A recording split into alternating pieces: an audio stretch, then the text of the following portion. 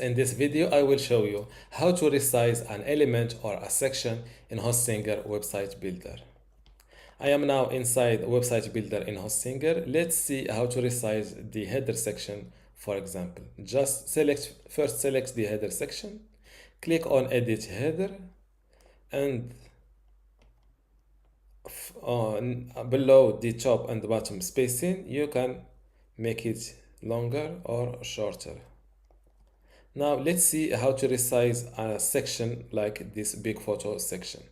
Just go to the bottom of the section and click on these little two arrows and make it shorter just like that. Now let's see how to resize a photo, for example. Just drag it by the corner and adjust it or resize it just like that.